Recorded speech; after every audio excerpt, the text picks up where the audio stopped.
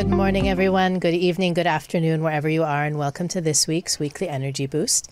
My name is Elisheva, and I am here back with Miriam Ashkenazi for part 2 of our Astrology and Money series. Welcome, Miriam. Thank you, thank you. We actually have an additional exciting influence this week that I'll talk about in a second. But if you didn't catch last week's episode, I would actually say pause now, go back and hear the first part. We're continuing a conversation because it's inspired by the energy of abundance, prosperity, success that was awakened by a little cosmic activity on Saturday, the Saturday that just passed, which was the 15th of July. Yeah, July 15th. And we explained last week why that is. However, on the Kabbalistic calendar, Saturdays are both the end and the beginning to the week. So we actually have 2 weeks of this energy to tap into. The energy that the universe is really giving us the opportunity to level up when it comes to channeling our purpose, connecting to our highest potential, what we decided to call last week the top of the mountain for each one of us. And also this week we have the new moon of Leo, which is another powerful cosmic window in this period that tends to be a little bit more challenging for most people. We learn that it can be challenging so that we can rise above the challenging aspects. The new moon of Leo is this Wednesday. So if you're listening on Monday, it's this coming Wednesday. Even if you're listening on Thursday, it happened yesterday. And the important thing to remember if you're listening before Wednesday is that we always use the new moon as the opportunity to create a new template for ourselves. It's the seed of the month, which means what we do, our thoughts, words, and actions on the new moon affect the 30 days to come. They leave a mark or create a mold so that the rest of the month will fulfill that mold. So the more elevated our thoughts, the more kind our words, the more sharing our actions. It's really the best day to be your best self and leave that impression for the entire month. I'm sure we'll have an opportunity to talk about it over the next few weeks, but Leos are unbelievably amazing people. Let's just put it out there. No, Leos are known. They're both the sun represents the sign, so you know that they kind of feel like the center of the universe, which some of them are. They demand that connection, that respect, that praise. They're also the king of the jungle. So they are good leaders. They're great at moving things from one level to the next. Every sign has their challenges also. So they can be needy and demanding and a little bit controlling. Sometimes they don't see other people the same way that a lion might trample over a few little smaller animals on the hunt. They can trample people. And we talk about this. Every sign has both their positive and less positive qualities. The reason we learn about it is because every month influences each one of us. We all become a little Leo. In the month of Leo, we were all a little Cancerian in the month of Cancer. So we want to be careful that, with all of our good intentions, we don't trample people along the way. We want to make sure that we're being a team player this month. We want to make sure that we're being sensitive and inclusive. And even if our goal is powerful and noble, we want to put people before our projects. So there's a lot of really interesting opportunities. Again, we'll develop it over the next few weeks, but pay attention on Wednesday to that little burst of energy that we're going to receive and use it for good. Last week, Miriam shared with us some really powerful and transformative understanding on what success and fulfillment is, how each one of us, like I said, if you haven't listened to it already, go back and listen to it and then join us. We'll wait. No, I'm just kidding. We're picking up in the middle of a conversation, so it's important that you hear the first part. I think one of the things that we talked about last week was using the chart as a navigation system, that it's a multi-dimensional snapshot of the gifts and opportunities that every individual has.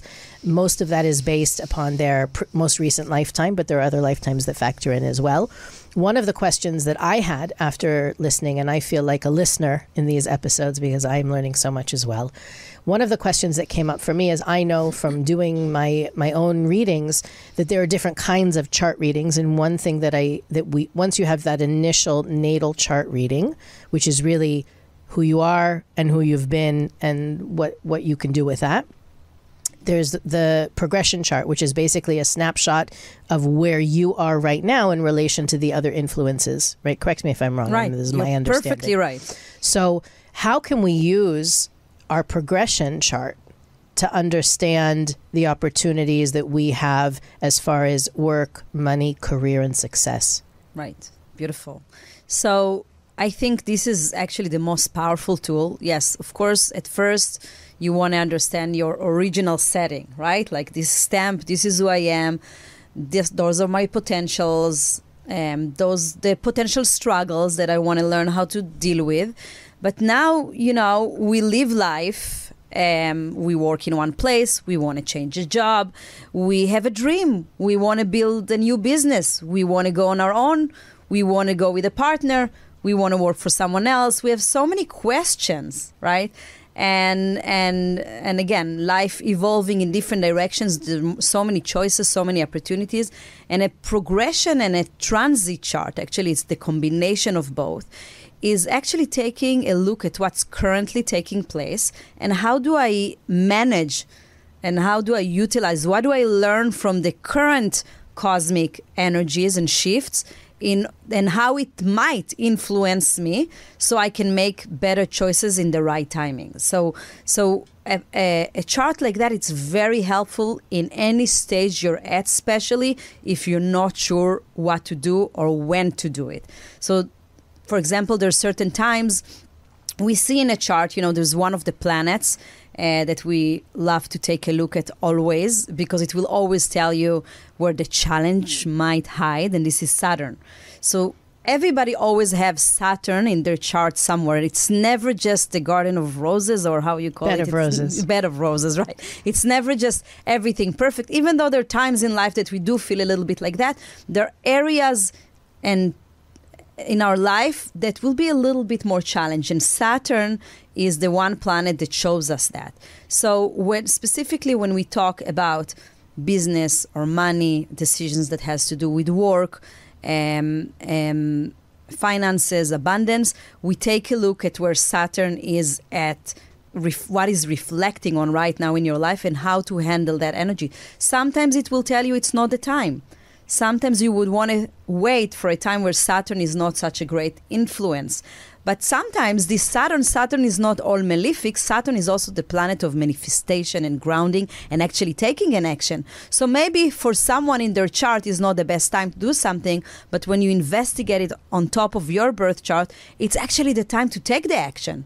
It's actually the time to manifest something. And there's so many other unique energies that represent that can give you a hint, that can give you a better clarity on the right timing and how to do it and how to manage that energy. For example, Jupiter is the planet of growth and expansions and opportunity. Every year it changes where it sits in your chart, what it will affect, what it will influence.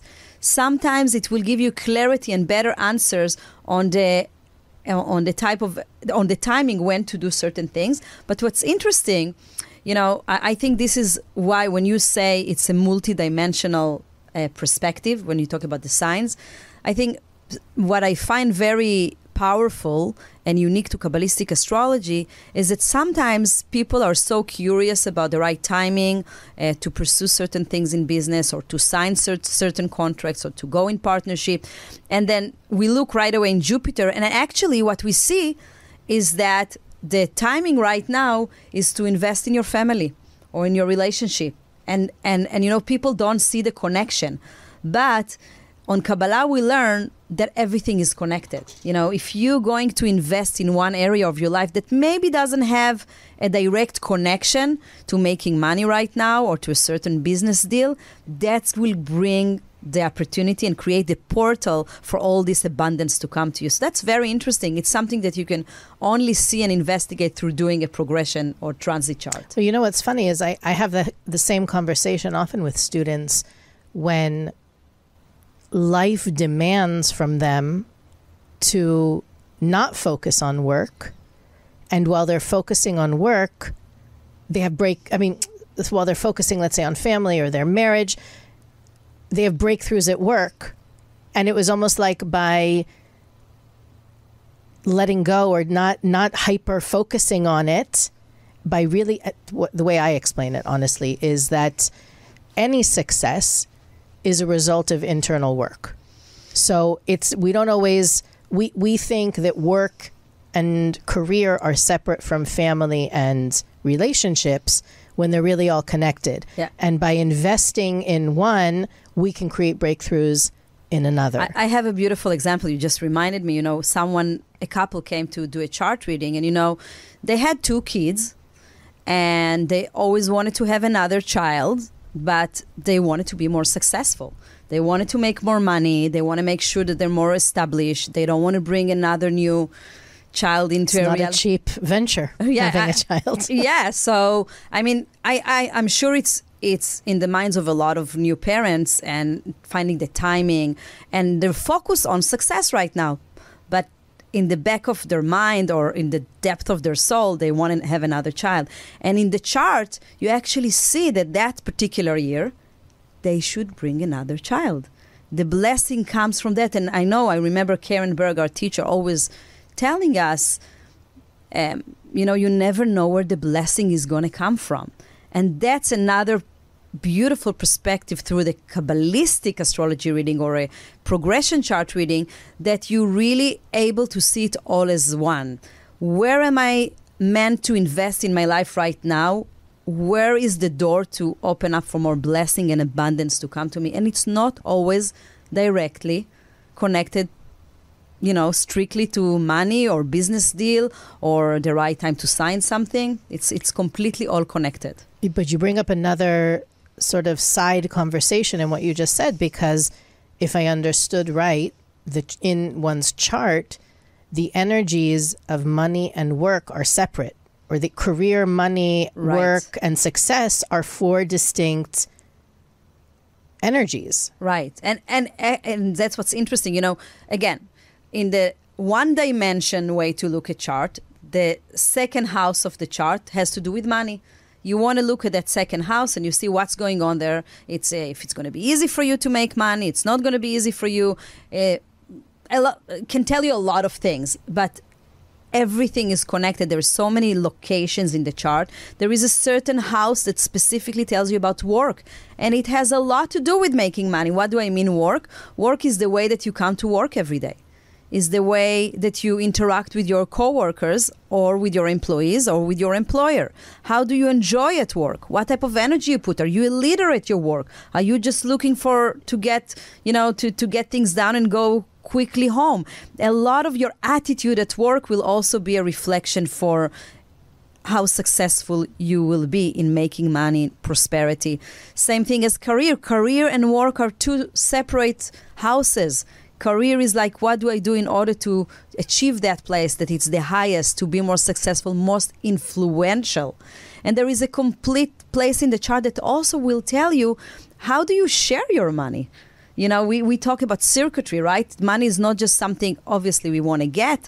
It's also, if we want to create more abundance, we learn that through the teaching of Kabbalah, we need to create circuitry. You also need to inject energy in how do I want to share? Where do I put this? How do I make a difference? So more can come to me. How can I? So there is a certain place in the chart where you can see what are your greatest gifts as far as a person that's sharing the world, that makes a difference, that uses from his resources to create positive influence and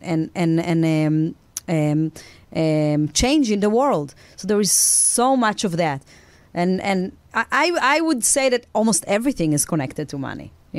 Everything is connected to money. It's not just the location itself, it's also different planets will tell you different stories. Are there certain signs or certain planets that indicate more abundance or more ease in abundance? So that's interesting. We spoke about Jupiter. So Jupiter is a planet of abundance. It's a planet of growth and expansion. So where Jupiter is in your chart will tell you a little bit of where it's going to be easier for you, where you want to really, where you can really grow and expand. It's not always has to do with money, but it can do with money. But every planet, like the signs, you were talking about the sign of Leo, there is not only the good or only the less good, as you call it. I like it. It depends where it sits and how it interacts with the other planets. Because Jupiter can show you growth, expansion, opportunities, more money, and more doors that will open in your life. But at the same time, if it's aligned in certain more challenging elements in your chart, it will show waste. It can show where you take things for granted. It will show things when you trust the light and you don't really, you count on the miracle and don't really make an effort. So it depends. As we said, Saturn might reflect areas in your life when you need to work harder, when challenges are going to show up, when you learn from the challenge, when you're going to grow when it's in the difficult time.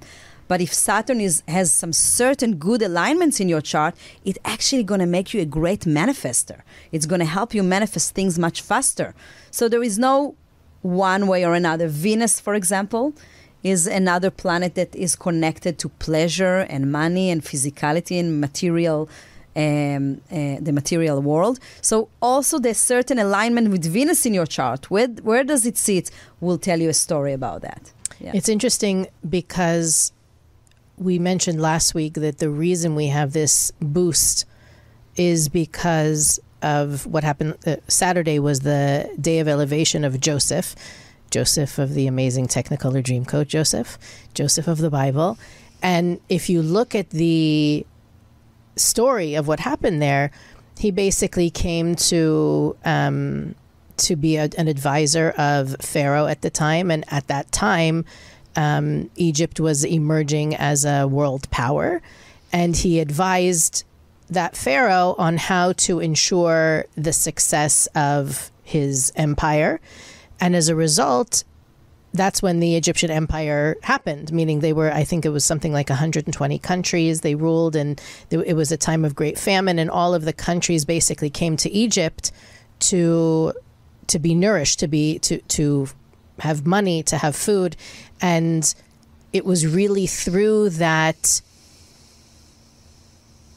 desire, or from Joseph's point of view, it was, we need to be a channel for the world, right? We're accumulating wealth so that we can share it.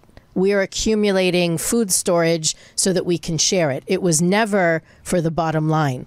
So when you say, it made me think that if in our chart, you can also see how to share your wealth. Exactly. How to share your influence, share your goodness.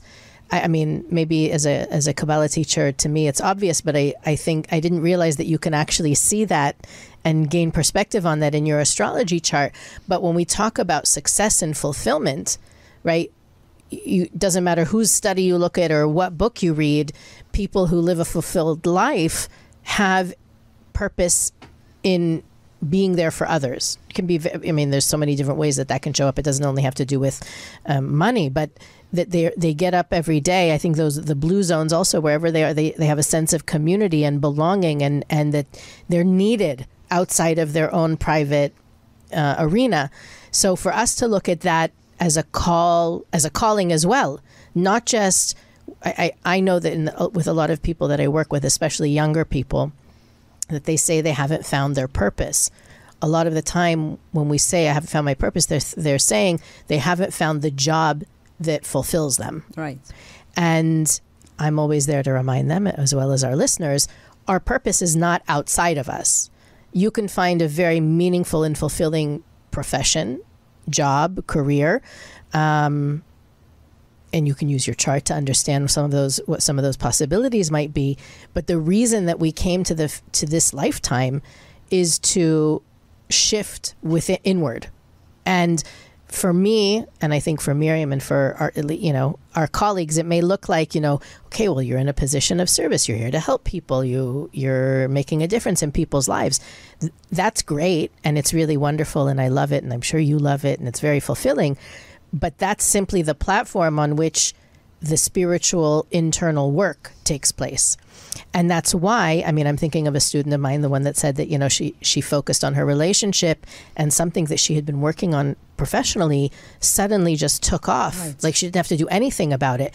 That's a perfect example of how whatever she needed to unlock professionally was a result of her transformation internally and her calling, or let's say in those weeks in her life where she felt she had to put the professional work aside and focus on her marriage, that focusing on her marriage or whatever challenge came up in the relationship was so that she could turn inward and say, how can I take responsibility? What can I shift? What is this coming to teach me? How can I grow from this? That growth resolved the challenge in the marriage and unlocked the professional stuff. Beautiful. I think I really want to emphasize on something else. I don't know how I didn't bring it up. Now you are. Now I am. So in the chart, beside the planets and the houses, there are very important points which we call the South Node and the North Node, which are indicators of the areas in your life, the energies that you weren't so successful with in your past life. And the Tikkun point, which is the North Node, is an indication of the energy that you're here to develop, to nurture, and to welcome into your life. And when you talk about business, career, money, it is a great indicator of your approach toward being more successful as well. For example, someone that comes with the North Node, Tikkun in the sign of Libra, it's probably going to be, and I'm saying it's a very general statement, you need to see where it sits exactly, so just not everybody with North Node in Libra, this specific message makes sense, but generally your life needs to be focused on building relationships, working with others, finding the compromise. Being in business with a partner will probably be the most favorable for you, but might be the most difficult for you. Your nature would be to do things on your own, in your own pace, in your own way. But now that you know that, you always have that guiding point. Or another example, which I love, people that come with Tikkun in Aquarius, for example. That's the energy they need to develop. They might have come from a life that is more traditional, more conventional. And in this lifetime, they need to break that pattern. When new ideas come to them, or things that they need to do that might scare them even, right? It's like on a bigger scale, break the walls, think outside of the box, do things that are unique. Nobody ever did it before. This is probably what they need to do. So if you know that, you already have that internal voice when you are in a moment of what should I pursue or what type of career, you know that taking that route will take you to your higher place. To me, that's been knowing that North and South Node relationship has really influenced my own work. Like it's really brought a lot of meaning to what I do. I think when you know, and this is sort of me being a little self-deprecating, maybe a little bit humble, depending on how you want to look at it. But when I started to learn about that, which I want to say is about 20 something years ago, I understanding better about it. I don't know if you remember this. We were working in an office at the time at the Kabbalah Center, where I think there were maybe 7 of us and 5 of us have the same North Node. It was like maybe 6 months that we were all working together. And it made me think, okay, it can't be a coincidence. What do we have? What's shared between us? And one of the issues that we had, it's one of the opportunities to develop is teamwork, right. Learning to trust other people. For me, I can't say I've completely healed this, but a lot of my North Node shows up in I'd rather do it myself than let someone else mess it up. Right. So it doesn't matter if it's in, I don't want my husband to do it. I don't want anyone in the office to do it. I don't want to give it to another teacher. I'd rather do it myself, be up to here and work, be angry, but at least I'll do it right. That's one of mine. So in realizing, and I love the language that you used about it, because it's like there's certain things that you're here to develop and certain things that it's to leave behind. Exactly. And the realization for me that I'm not here to do it all. That actually part of the reason I came to the world at the time and the date and the year that I came was to learn teamwork and trust and sharing responsibilities, and that my fulfillment is going to come from that. Realizing that was the big shift. And hopefully this is speaking to somebody out there who's going to have an explosive aha moment and their life is going to change forever. But sometimes the way that we do things, they feel right and they feel the best, and you think you're doing it for everybody else and it's the right thing to do and it needs to be done this way. But if it's making you miserable or angry or passive aggressive or hostile or resentful, or it never works out at the end. With me, it always works out in the end, but I'm miserable. Right. So is that really working out? Like maybe you need to change your definition of what it means so that things will work out. Right. Everybody's clothing will be ironed, but are you happy? If you're not happy, who cares how pretty everybody looks? It's a cycle. It's a cycle. Right. And sometimes we're so locked in that loop that we don't realize that it's actually our perception that is making us upset and not everybody else and their inability to do whatever you're doing. So part of the excitement in sharing this with you, and why, I mean, again, astrology to me is such a powerful tool, is because when you learn about it, you realize how much you don't know and how much more there is to do and to grow and to be, instead of staying locked into those beliefs and those patterns. I can even tell you, for me, astrology helped me open up to the concept of spirituality because I found that it was so precise. I couldn't ignore the other explanation and the rest of the wisdom if Kabbalistic astrology was so literally scientific, like Swiss clock precise. So for me, it's something I go back to again and again when I find I'm losing. Whatever I'm doing isn't working for me. I can go for it's back to my Kabbalistic astrology and have like internal adjustment and refocus, and then continue in a more enlightened and, most importantly, fulfilling way. Right. That to me is the biggest. If you are miserable, you need to know that it's something you can shift inside you. And part of what we were trying to share today is that Kabbalistic astrology can help you navigate that exploration. Is there for you, Miriam, something that to be able to do readings every day, every week, multiple times, what is it that makes you so passionate or excited to share this with people? I think part of it has to do with what you were just sharing, like how precise it is. And for me, really, the excitement comes from after every chart that I do, I see the magnitude of the light. I see how it just reinforces my certainty in how the universe operates and how the light is in the business and in everything. Because what I also find super beautiful, I always tell it to my clients, students that comes to the reading, not because I want to say it, it just happens to be that way, especially when people come to progression chart and transit charts, they come in the perfect timing. When something is just about to shift, or when something just shifted a week ago and now they need to learn a lesson how to utilize that shift for the upcoming month or 2 months. It's just like the timing is unbelievable. And, I'm in awe. I'm in awe. That's mostly what I feel. And the lessons that you teach, that you learn, that you share with someone about their chart is for life, right? It's like it's the consciousness to develop, like we talk about tikkun in everything in life. It's just like give such a deep perspective on how to live your life and be happy, right? Is that's what we talked about Saturn, for example, right? Saturn in traditional astrology is a very malefic planet. What do you mean by malefic? Well, I don't know if that's the right maybe description, but it's like it's always going to give you bad news. It's like the sign. It's where things going to slow down, when it's going to be heavy. But when you look at it through the perspective of the Kabbalistic astrology, it's actually considered to be the greatest teacher. In times where Saturn has a strong influence of you on your chart, is the times that you grow the most and you get the wisest.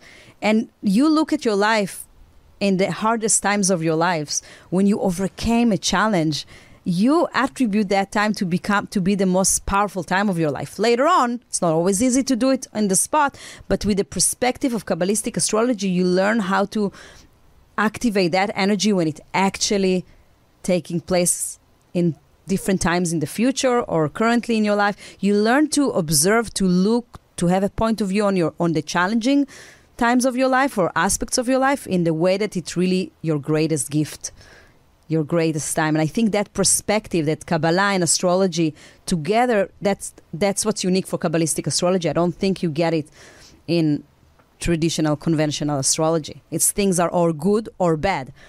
But also the finality of it, it's like, this is who you are. You're a Pisces. This is who you are.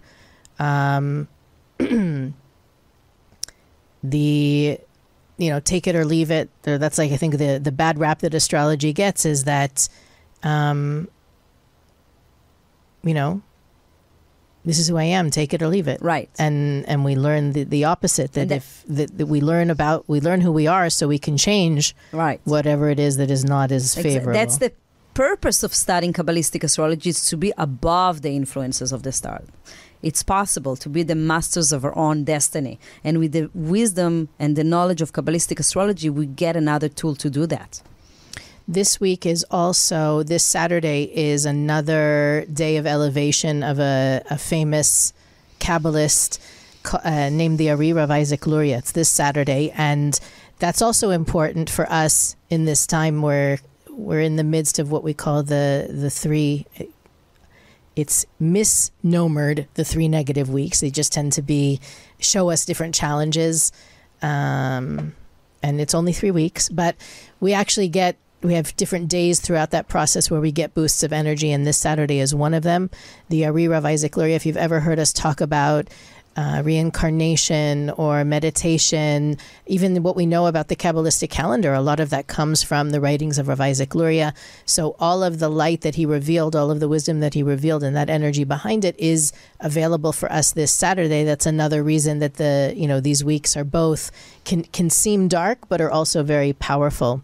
And I'm wondering, Miriam, I know I am kind of catching you off guard, but if there's anything you can share with us about this period that we're in astrologically in general, like, are there certain planets that are influencing us that we want to take advantage of, or are there certain things that we should be careful about? Again, not from the point of view of it is what it is, but like you said, there's windows that open and close. And I wonder if you're here, like you said, the timing, divine timing of you being here is to give our listeners a certain message. So I actually think there's something very powerful. I don't like to talk about cosmic influences that are here for a day, 2 week or 2, because also for this show, for sure. No, that's why I know that some planets are with us for months at a time, so it can happen. So it's actually not with any planets. Okay. I know that recently there have been some shifts with Saturn and Jupiter, but what I find more exciting is what actually took place, or actually taking place right now. It's on July 17.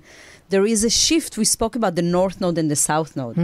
And every year and a half, they shift a sign. And they're actually shifting right now. Today. Yes. So that's crazy. Yes, today. Right now, they're shifting. For the last year and a half, the South Node was in Scorpio and the North Node in Taurus. And we'll explain what it means. And it shifts into the North Node being in Aries and the South Node in Libra. So we just spoke about it. And that's going to last now for a year and a half. For a year and a half. And it's going to influence all the babies that are going to be born in the year and a half for the rest of their life.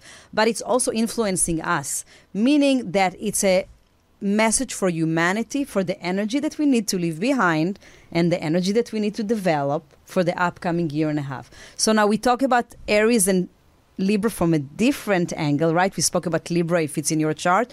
But what does it tell us?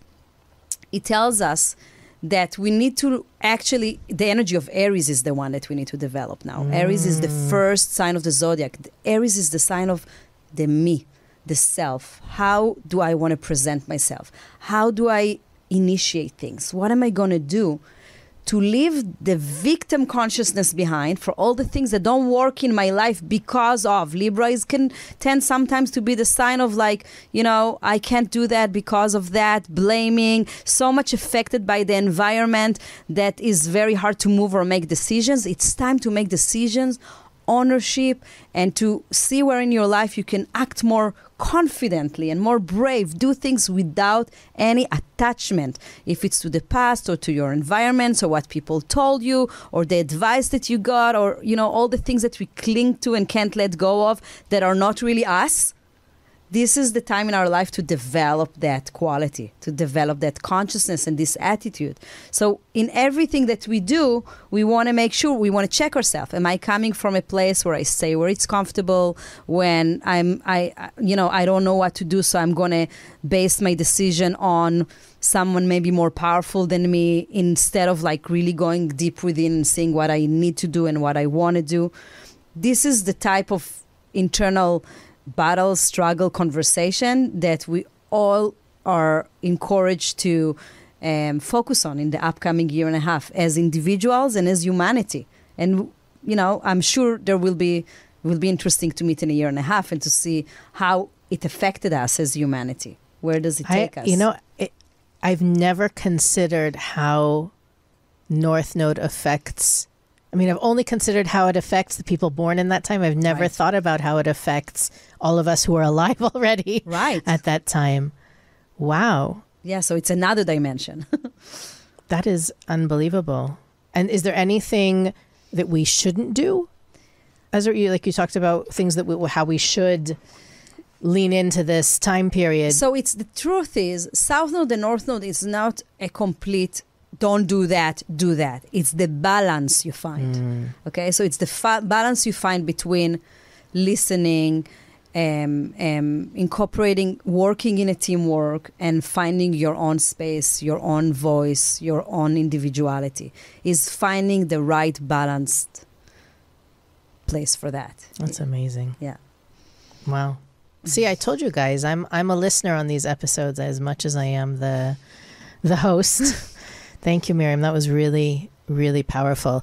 I want to make sure that all of our listeners know that we still have for the next week a special discount on Kabbalistic astrology readings of all kinds. So whether you're doing a natal chart, a progression chart, there's a business chart, you still do the family dynamic charts. Can you tell us 2 minutes about how that differs from a regular chart? Yes. So one of the charts that we used to have, it's also a comparison chart where if you feel like you want to investigate a little bit deeper between a certain relationship in your life, let's say your partner, your mom, your child, you can look at two charts. So one thing that I developed a few years ago, it's what we call a family dynamic chart. It's a longer reading. It's a 2-hour reading when we take in consideration all the family units. So if it's, let's say, a husband and wife and 2 kids, or you want to see the relationship between you and your siblings and your mom or your dad. And we see how everything works together, how we can learn from each other, what we can learn about our possibly the tikkun from past life, the interactions we had in past life, how we can help each other in our tikkun, in our soul's journey in this lifetime, and work as a better unit. So this is very powerful. I've had students who've done those readings, and it really helps to direct your energy in the right places.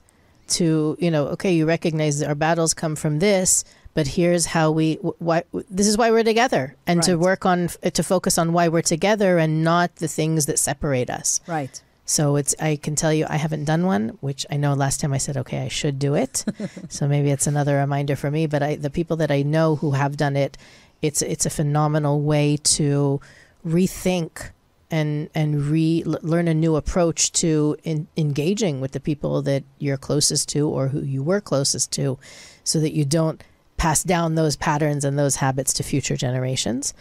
So we have a special discount on astrology readings through the week for our listeners. You can go to weeklyenergyboost.com, click the link. The coupon code is there. It's also in the description of the episode. And you can always reach out if you have any questions about that. Bearing in mind, this is still the challenging time period. So we usually tell people in this time, not to start anything new that's major. You know, if you want to go on a new jogging route, that's okay. Or you want to try a new recipe, feel free. But the more substantial, I wouldn't buy a car right now or a major appliance that you want to last for for a while, those kind of things. But it really, to me, even when we share that, it's really more to me an understanding about managing our energy. And that's, to me, another big part of having an astrology reading is learning how to manage your energy. And we didn't really get a chance to talk about that. But just as an example, I had a reading a number of years ago, and I was told that I need to work on communicating, that I have a particular opening for the next, I don't know, it was 6 more months, that if I will develop my ability to talk and express my emotions and my feelings, I will create a breakthrough there that I won't have the opportunity to afterwards. And it may make things more difficult if I haven't strengthened that muscle. And I wouldn't have known that if I didn't have an astrology reading, and how much I was then with that information, I was then in control of how I spent my energy for those 6 months, and literally for the years afterwards as well, because I had that understanding. So even when we say this time of year, it's not good for major purchases or marriage or, big contracts or whatever, what we're saying is, if you can contain your energy now and not spend it, you will have more energy, more assets, more blessings to spend later on if you're not busy trying to spend them now. The same way that a farmer, knows when to plant, knows when to harvest, knows when to plow the fields. It's the same thing. It's a science. And I'm not just telling you from my experience, I'm telling you from so many students that I've worked with over the years, that this is really where the work is: energy management. And the calendar is a part of that, and the Kabbalistic astrology is a part of that as well. So I really hope that everybody who's listening will take advantage of that opportunity. It's good for 1 more week. I think the discount is until the 29th or the 30th. You can read about it online. Miriam, I thank you so much for being here with me again. We've gotten so much feedback, so many compliments. So many people have reached out saying how we should do it all the time. Maybe we need a separate podcast so we can do it all the time. And just as a reminder to all of our listeners, we are on YouTube, Facebook, and Instagram. You can follow us on social media. You can also go to our website, weeklyenergyboost.com, where you can find the link to schedule an astrology reading with a discount, as well as all the things that we want our listeners to know more about. You can click the donate button on weeklyenergyboost.com and help make this podcast possible. But again, the best thing you can do is to share this episode with the people that you think will benefit from it. And if you're listening now and you haven't yet already, please rate and review the episode or the podcast. That also helps us out tremendously. And let us know if you want more Kabbalistic astrology episodes. We might be able to do it on a semi-regular basis. I don't know. We'll see. Anyway, have a fabulous week. Thank you again, Miriam, for joining us. Thank you so much. We'll see you next time on the Weekly Energy Boost.